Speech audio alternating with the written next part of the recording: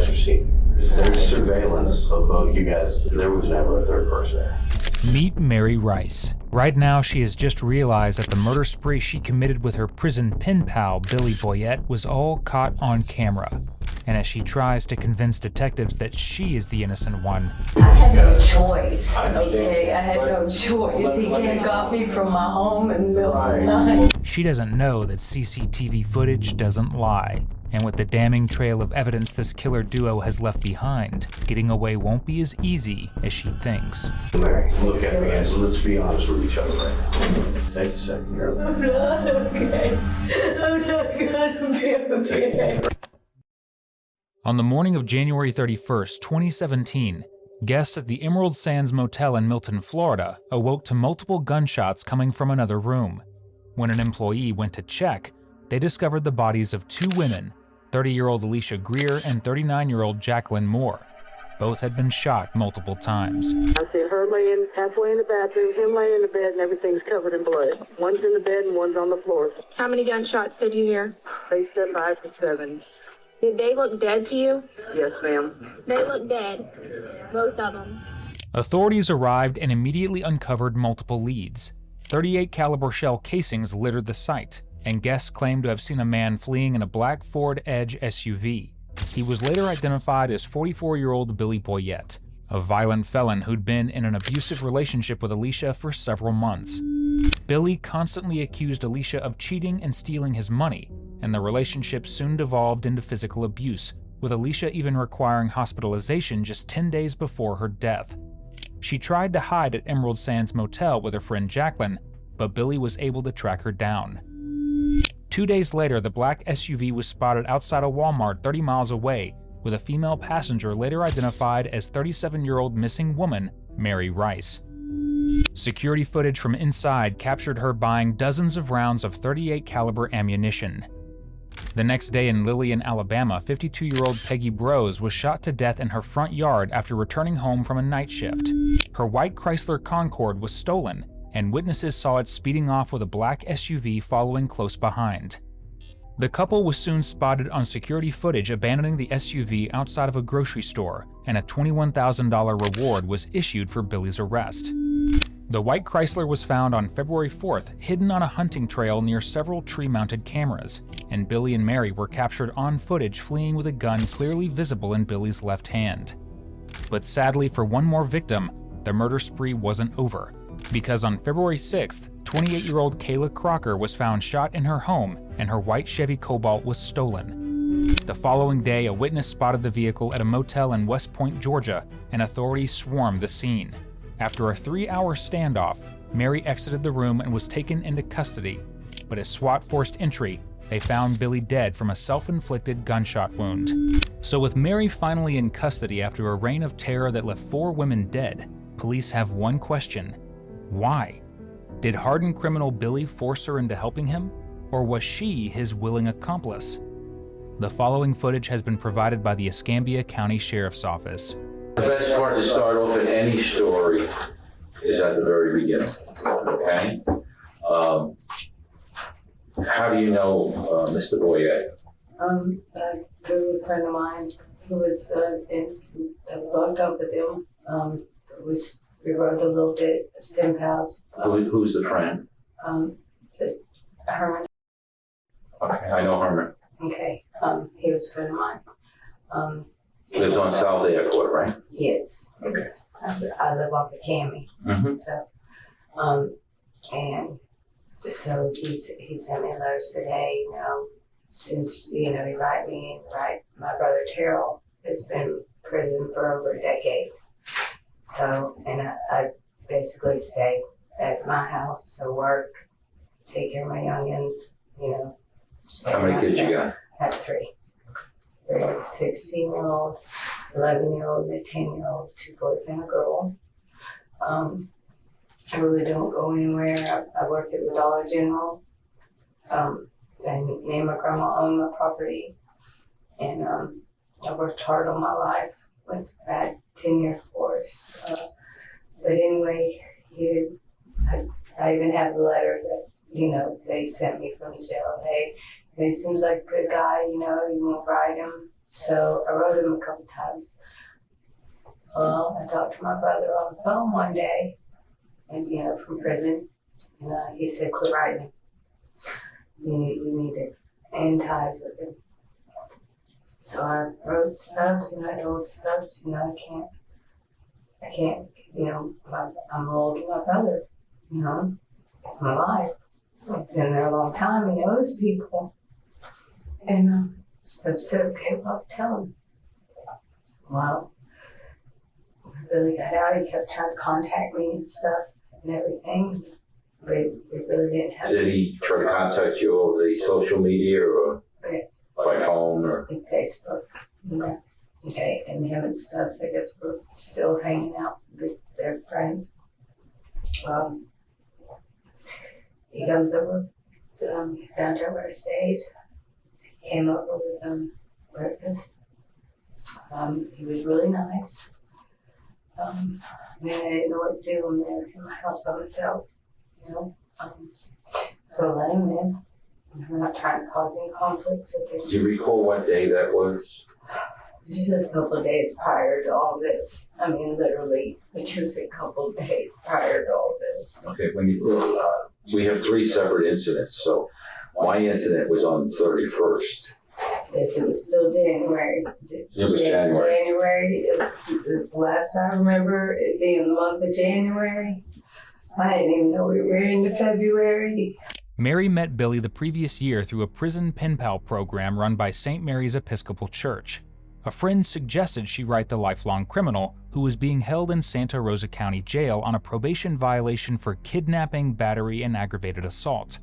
Her brother, who was serving time at the same facility, discouraged her from continuing the correspondence, but she'd already made the grave mistake of putting her return address on the envelopes. Billy was released months later and, according to Mary, showed up at her house in a black SUV in the early hours of January 31st. But Billy was no Prince Charming come to sweep her off her feet. He was a blood-covered, wild-eyed maniac, and with a gun to her head, she was coming with him whether she liked it or not. Let me just interrupt you. You said he came to your house. Did he come in a car? He had a red car. A red car? A red car. Okay. And then. And every once in a while, I'm going to interrupt you just so I can clarify in my mind, all right? I'm not questioning, but I just want to clarify something, okay? And then he left, and then he came. Well, then he called me with some crazy stuff or whatever, and I was like, well, I didn't understand any of it, and so I got off the phone with him. I went to sleep, and then it was like I don't know. I'd been asleep for a while. I'm not real sure what time it was, but it was still nighttime. And he come to banging on the door, and the door, my door is not a very good door. Okay, you bang on it, and it's gonna open. And he came in, and he had blood on the side of his head, and he was like freaking out, pacing the floors, and he had a gun. And What kind of gun? It was a small gun. I don't know. You know the difference between a revolver and a stomach? You know the old Western guns that have like a cylinder in it, like a 6-shooter? It was something like that. Okay. It was a very small gun. And he held it at me, and he told me to grab some things. And then he leave. And I was like, why? Why do I have to leave? And he was like, now. So I grabbed some things, grabbed my purse, and you can see he went into the kitchen or something and got something that was wiping blood off of himself, and I just gathered a couple things. I didn't know, freaking out. I didn't know. I just woke up, got this gun in my face. And the next thing I know, we're getting into a vehicle, and it was not the red vehicle. It was kind of a bigger vehicle, dark colored. I guess a sedan or a van or an SUV. Yes, you be like type thing. Okay. And So a dark colored SUV. Do you remember, do you recall what day that was? I have no idea. No, I don't. I mean, he had me for so long. In the woods, out of the woods. Going into stores, pointing guns at me, I know. Oh, so when he comes in the black SUV, He made me leave. all right, where did you go from there? From there, we went riding. And he made me pay for stock papers and gas. And he had the way he was positioned. He had the gun, and I know he could see me in the store. And he already had blood on the side on his head. So he made you go in and pay for the gas? He kept saying it was an accident, it was an accident, it was an accident, and then he'd go quiet. And then he just had this like wild animal look to him. It was, I've never seen anything like it before in my life. It got worse as time progressed.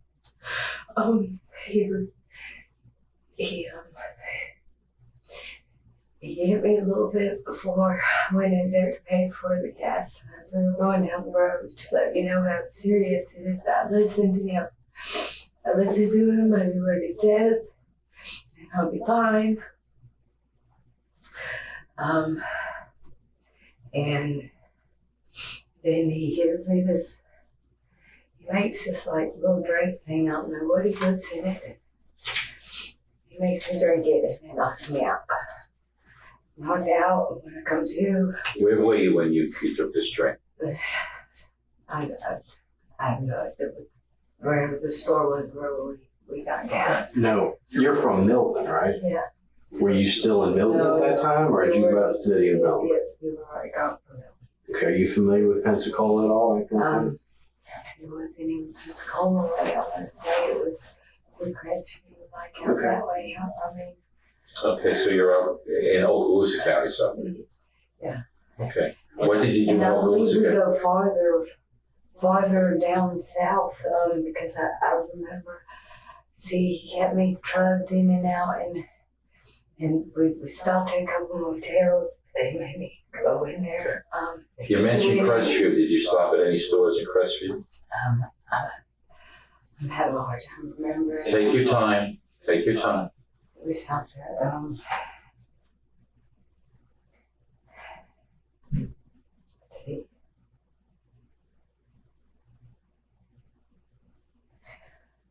I don't believe at that time. I know we stopped back on the way back. On the way back, we stopped and he made me go into a Walmart and a gun place. Okay. Well, let's stay with Walmart. What did you get at Walmart? Ammunition. 38. Okay. Okay. How much? Two boxes. Okay. He wasn't happy with that. Did he stay out in the car? No, he was in Walmart. They paid me all kinds of stuff. He was there for the house. I knew he was close. Okay. He was watching me. I knew he was listening. Everything that was asking. If it wasn't for the trove of security footage already in their possession, detectives would have no reason to doubt Mary's story. After all, kidnapping a vulnerable woman for a multi-state murder spree is totally on brand for a guy like Billy. But Mary just made the first of many verbal slip-ups to come. Because despite her claims of Billy roaming the aisles of Walmart watching her every move, police already have security footage of her shopping alone. And while she could have easily asked someone for help or called police, she instead bought the ammunition that would soon take 2 more lives. Did you buy anything else while you were at Walmart? He told me a tent. I want a tent. A tent? Okay. Yes. Anything else? I don't think so. If you recall. No, we'll call this man. Okay. And you said this was on the way back from going south somewhere? Yeah, it was. I remember getting out of the hotel, and I I remember he hit me with a gun right here. This is the oldest one. He cut my hand. What did he take your hand with? With a knife. Okay. A black knife. It was What did he hit you here in the head with? with the end of that small gun. He hit me with the handle of it. And I went back to sleep. He kept giving me these concoctions, put me to sleep. He kept drugging me. And I would get up, I'd be groggy, not knowing where it was going, and he had me do things. Like, go here to this, go to this. We drove all around. I remember I was so tired. I was scared. We went through, I remember, toll. We went through toll. I want to say it was, I don't know, sort of pull on Destin, somewhere over that way. It was a toll. We went through it, it was mad. Was it a toll on a highway or a toll going over a bridge?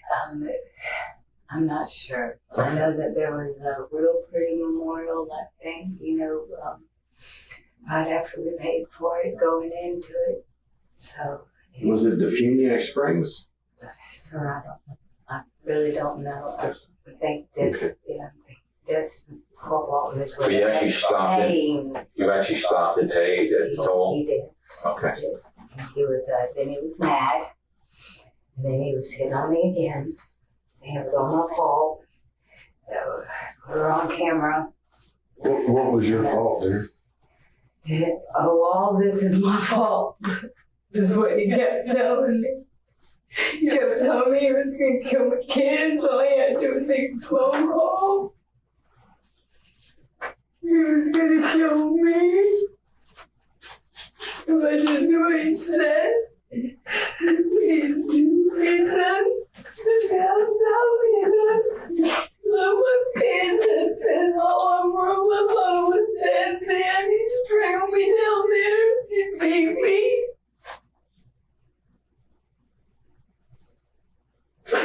Take a deep breath, Mary. You're okay right now. Just take a deep breath. He's a monster.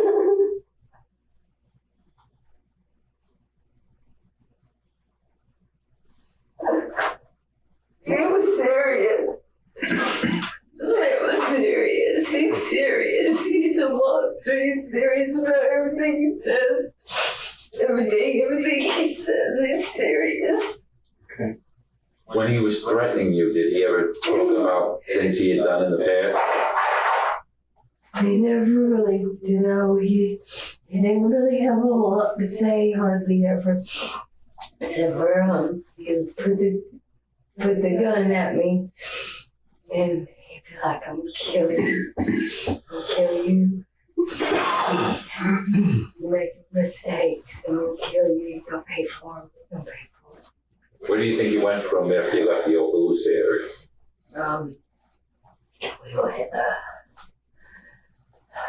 let's see. I'm trying to remember. See, it's in between drug-ins, too. To the best of your ability, we know that this is hard on you. We stayed in the woods somewhere, on the outskirts, I want to say Alabama way, because he was arguing with somebody on the phone, and they threw his phone. But he checked all my stuff. Had it strode everywhere. But it was in the woods, trying me in. When you say he was arguing on the phone, what was he saying? He's got that accent, and he's just, I'm just coming to, from whatever this stuff is. They'll be able to tell you what he was giving me out. I don't know, Was he talking to a female or a male, or do you know? I don't know. I honestly don't know. I don't know. He was yelling. Kept saying someone forced him to do it. It's an accident. So Now, at this point, when you were staying in the woods, were you guys still in the SUV, the black SUV, the darker SUV? yes. Okay. Yes. Yes. Yeah. I remember it early morning, one fog. I was still nodding off, trying to wake up. I would look around, and he had me locked in the car. Had keys. He was outside pacing around the vehicle.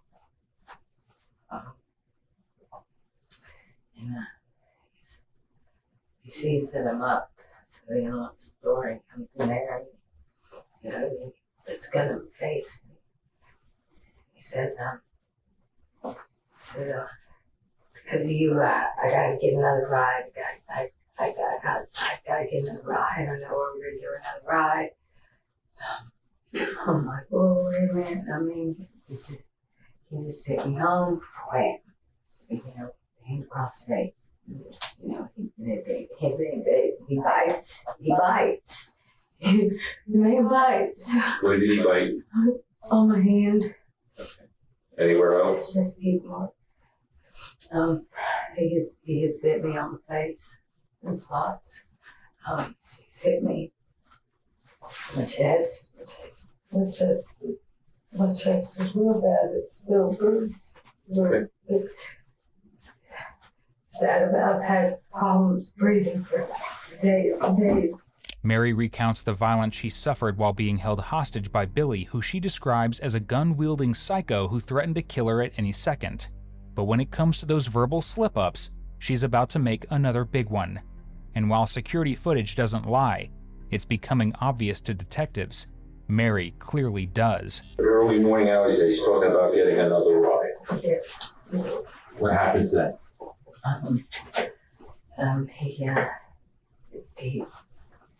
He drives down this little spot. It's like he'd already scoped this thing out or something. And I don't know, he comes back with white car. He was gone like 5 minutes. I mean, it wasn't. So he goes off with the dark SUV and comes back with a white car? Yes. And where did he leave you? He left me duct taped to a tree. And then he makes me, he has somebody with him. They have a gun on me, they're in the back. I didn't even get a good glimpse of who they were or anything. I got to lay on in the floorboard, and they got a gun to my side. I had to follow him in this white car to a parking area. There's water on this side, so I don't know, far out at Alabama, Lily Highway. Did you cross a bridge? Quite a bit of little bridges. Okay. Which car were you driving?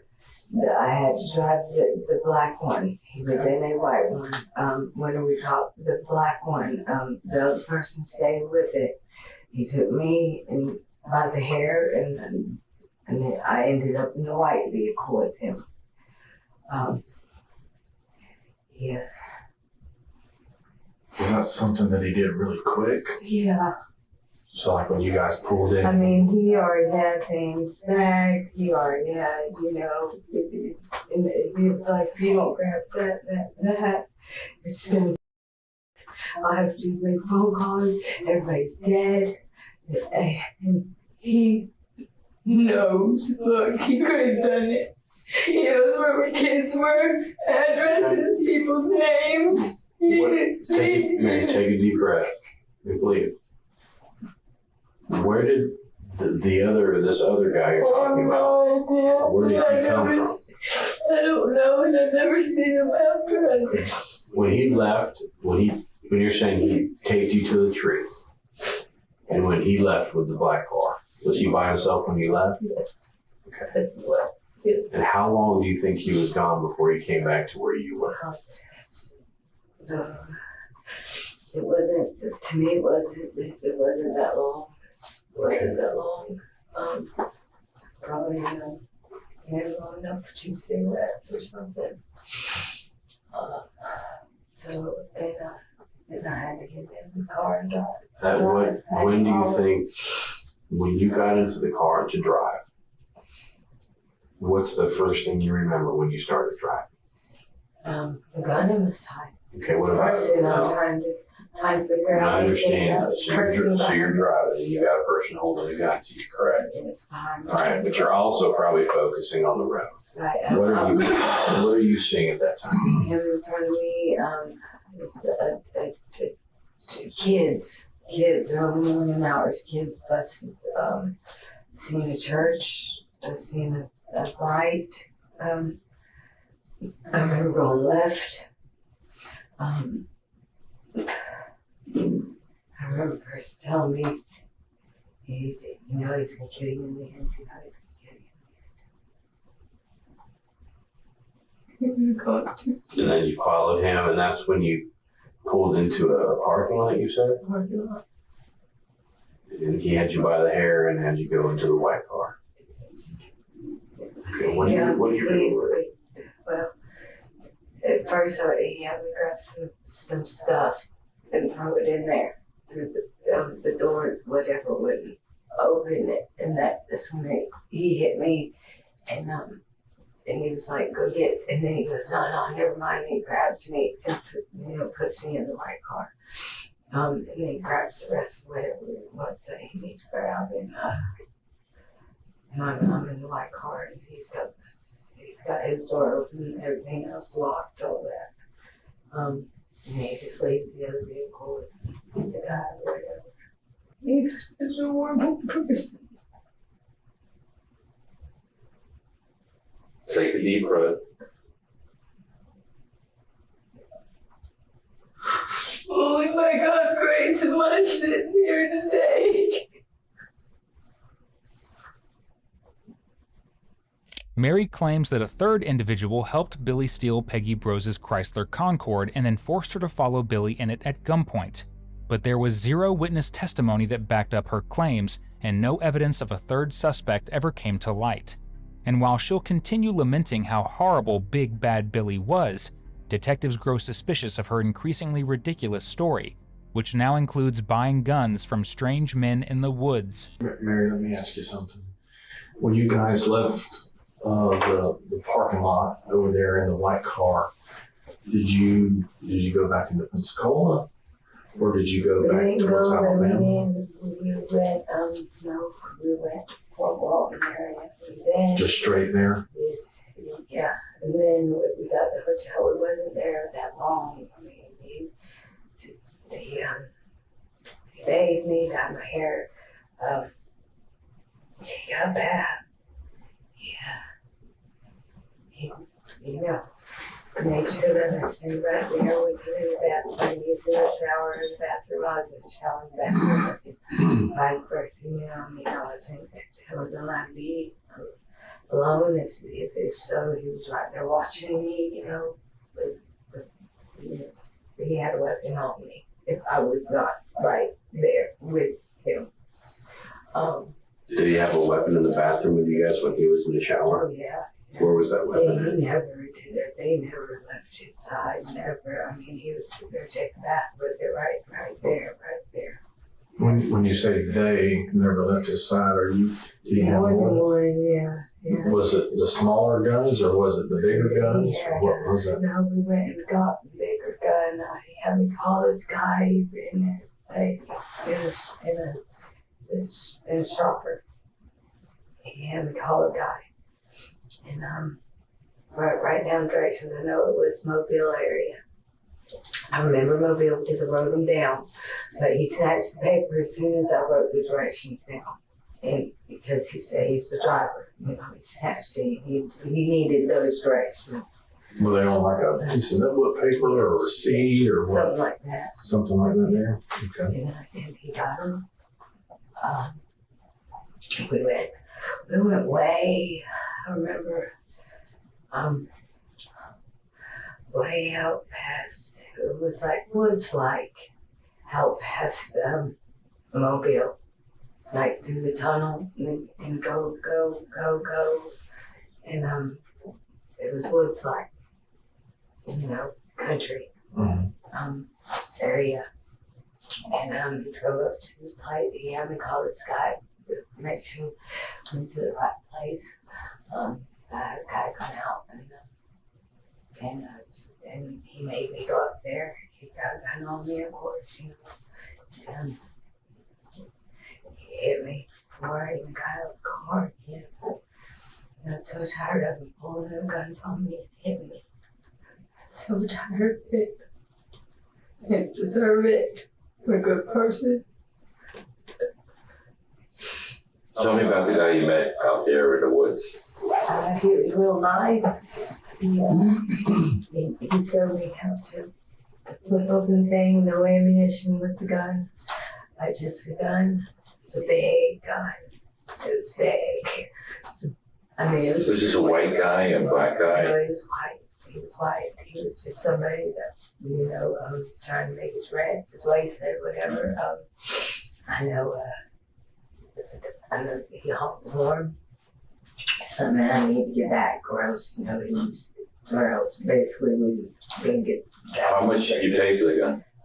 It was like $400. And I had to give back to change the gun. Then he hits me upside the head again. He makes me drink this shit.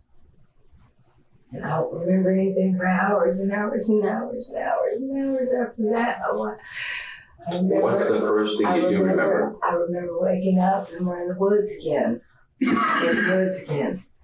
And we're heading, and it's still dark. We're heading, he's like, well, blah, blah, blah, and fuck this sleeping, and sleep. He giving me this shit, make me sleep, what's he want me to do? And then we're on the interstate from there, and I'm still nodding out and that, and I guess that's all fine with him until we get flat tire. Was that on the interstate? Yeah, on the interstate, on the side of the interstate, pulled over, drags me out the car, makes me hold the thing, and I'm thinking to myself, man, if I just drop this thing on him, and then he pulls, here comes the gun, and he shoots the tire out of the thing because he couldn't unscrew it. So he shoots it out, so bring it again, now he's got a gun back in hand. So now I can't make no mistakes. So else is gonna go upside my head or a bullet in my brain. Anyway, he ends up, we have to leave the car. He's got a gun to me. And we have to stay outside vehicles. And I'm in these boots. And I'm still groggy from this medicine that he keeps giving me. And I'm walking. Mary repeatedly states that Billy kept her drugged throughout the crime spree, and while multiple drugs were found in her system, the prosecutor who tried the case claims it was totally unrelated. She may have been doing drugs at some point during the time span that they were on the run, Chief Assistant State Attorney Bridget Jensen said, but I don't believe that she was involuntarily drugged. I gotta go on down on the way, and then we find this long dirt road. No, it's not dirt, it's paved. But it's a dirt road that connects to the paved road because we're like half in the woods and half out of the woods, you know what I'm saying? Mm-hmm. So it's like a little trail, there was some trailers, whatever. And then, but it's a little bit of woods in the front and this little trail. And it's real muddy. I got my boots stuck. Well, of course, he helps me out of that, I'm headed and armed, snatching on me. Well, then to the left, he sees this chain, this real big chain. And he's like, well, he said, come on. And pulls me over it. We go down this long driveway. Were you guys carrying anything, or were you just empty-handed? He was carrying a boot bag, and I had, just like a couple bags. I had my purse, and purse and another bag, and that rifle. This was all the stuff you got out of the white car? Okay. And the rifle was wrapped up in blankets. And he kept taking it from me. But it had no ammunition. We couldn't use it anyway. But he'd be like, here, you. And then he'd pick me up further along and me. And, he'd take it back. Like I was going to do something to him, but there was something, I would have had ammunition, there's no telling. I mean, he kept hurting me pretty bad. He So you crossed that big chain. crossed the big chain, went into this place. It's abandoned, looks like it's being worked on. House. In the basement. I remember the basement, kept me in the basement for days. I remember days in the room. And it was dark. And no food whatsoever. I didn't eat the whole time. No food. I had no food.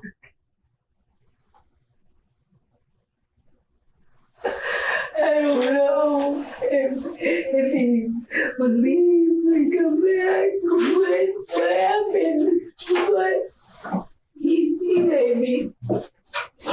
He did things. He right me there.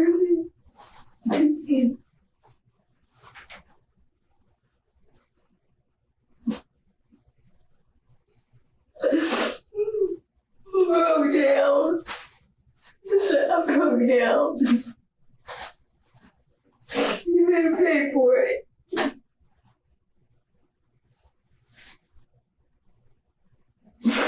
Every 5 minutes. This spice stuff, he had me rolling spice all the time. Anyway, so the car coming. It makes me go across. It makes me go around the trailer. This girl's already. I know it was a girl because I heard her, yell what later. Car was started. And it's all, find out it's all banged up later. That's why I couldn't get out. He throws me in it. Okay, he takes the keys, follows her inside. I hear gunshots. So was she outside when you guys first got there? I know. It was like she started the car and went inside. Okay. But you said he followed her inside. Yes. I mean, did And you he was see her? on me. Did you see her go into the house? I didn't. No. Okay. I didn't. But I heard a woman. Okay. What else did you hear? What did you hear? How do you know this woman? What did you hear? I heard I have to go to work. Mm-hmm. And my mom. I have to go to work with my mom. Something about her mother? Yeah. Okay. And I'm trying to get out these freaking doors. But, he said shot me in the back of this vehicle, and I got this blanket, that I'm carrying with this weapon in it and everything. Well, the doors aren't opening from the back, and I'm trying to move my way to get to the front to see if I can get out the front. By then, I heard a gunshot go off, and out in the car he is, and started it up and we're gone. How do you know it's a gunshot, right? Because it sounds like one. Okay. Just one? Yeah, Okay. And then might have been two, but I heard one. Mary describes Kayla's death as happening fast, but the facts say otherwise, and they come from a source that makes this story all the more tragic, because the woman who found Kayla's body was her own mother. Kayla had been bound at the wrists and waist, all before being shot in front of her young son, who was physically unharmed in the incident. So what did they do after taking the life of a mother in cold blood? Detectives have the same question. Does he get into the car or? Yeah, he gets in the car, we get gas. They stop by Hardee's. Where did you go get gas? A 9 mile. 9 mile. Okay. Let's talk about that just a Pine second. Forest. Pine Forest. Let's talk about that for a second. I'm not sure if it was a Shell or Tom Thumb, but I know there's a Hardee's right next door. Okay. Right next door, because we got breakfast. He let me eat. I couldn't eat it all because my stomach is strained. I got hit for that too because I didn't eat them. But it bit me. Let's He talk. threw lighters across the room at me when we got to this hotel. We went from there. Mary, He made me get Atlas. Mary, slow down just a second, okay? Okay. Let's go back to the gas station where you got the gas. Tell me about that. Okay.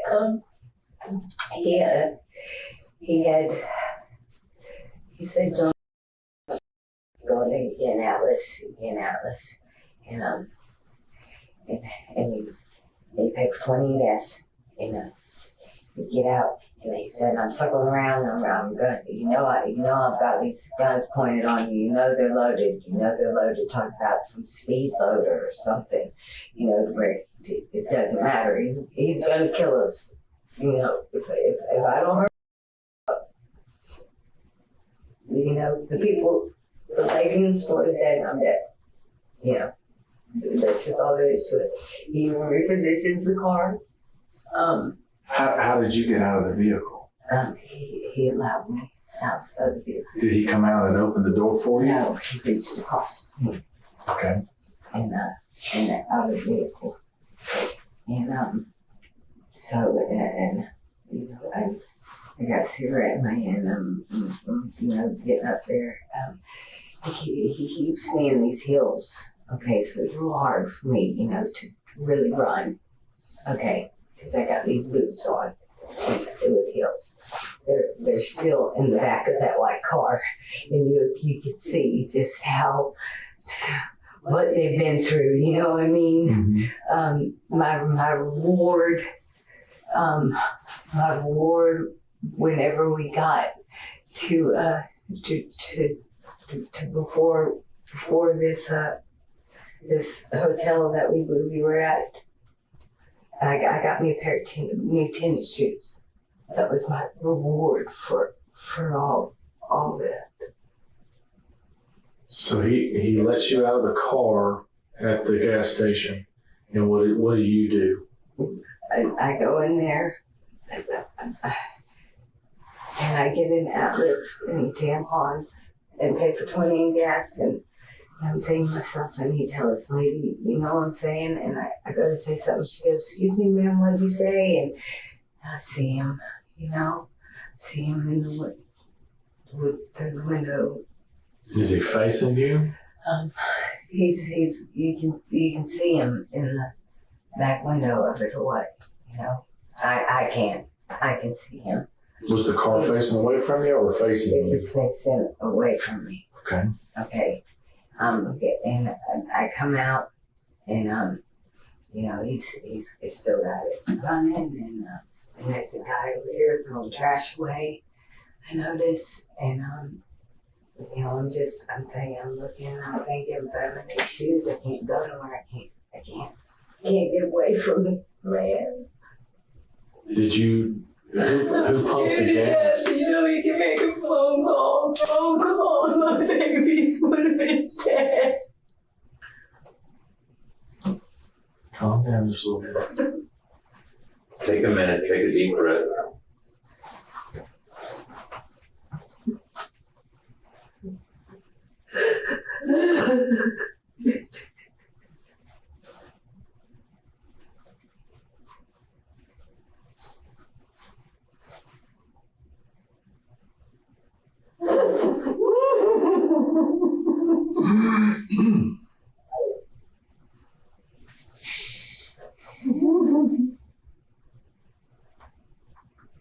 then he goes straight across and he gets on the highway.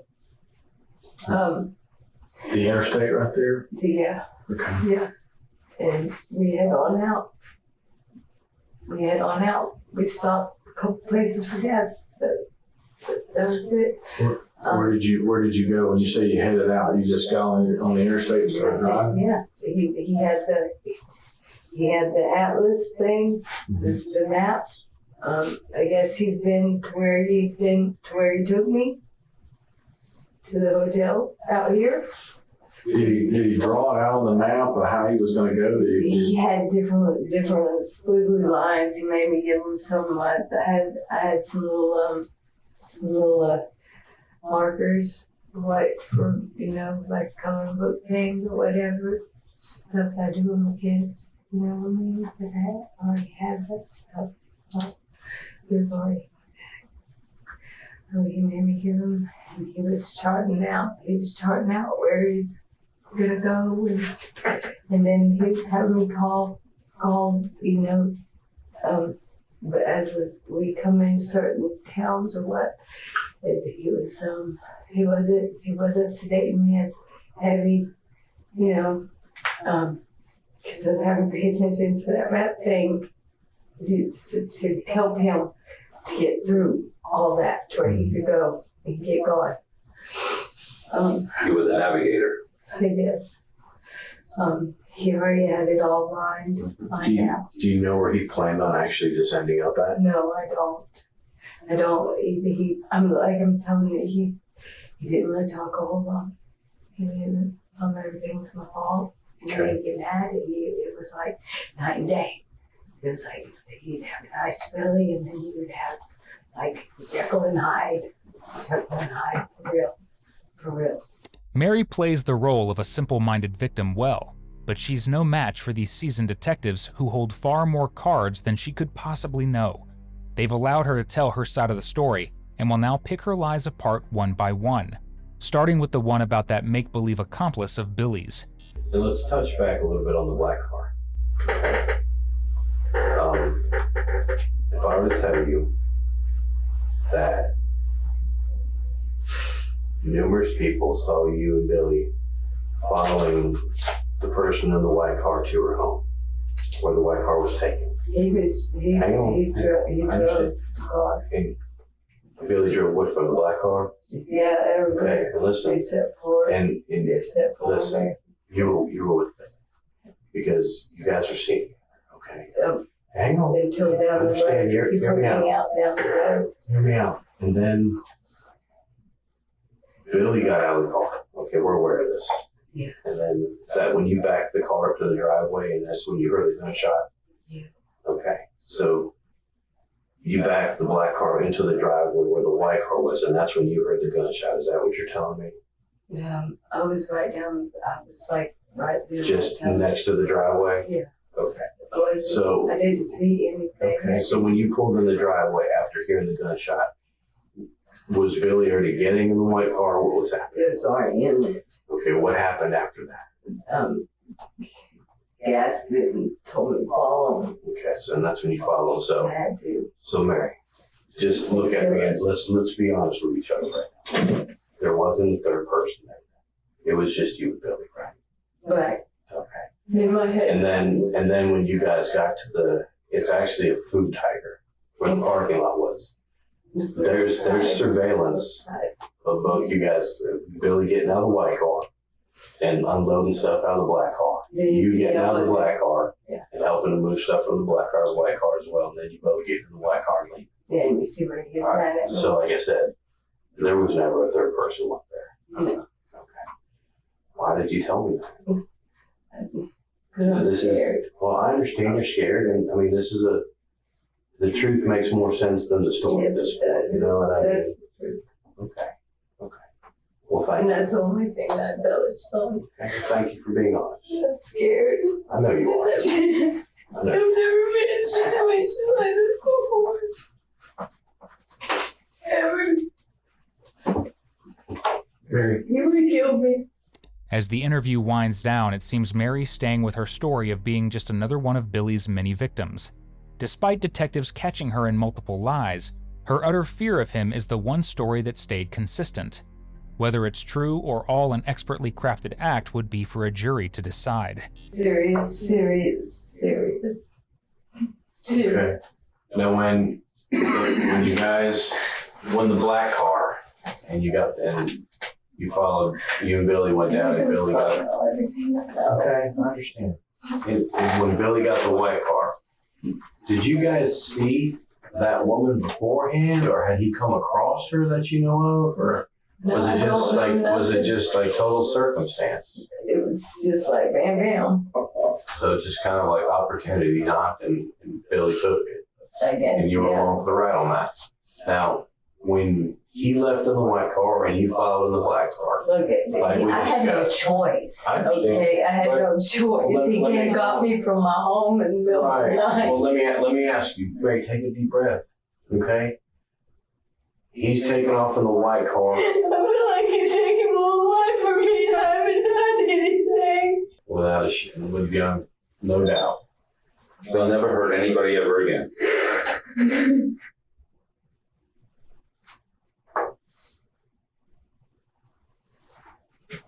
Mary, each one of us as an investigator, we're worried about your family as much as we're worried about the victims that we're here representing and their family.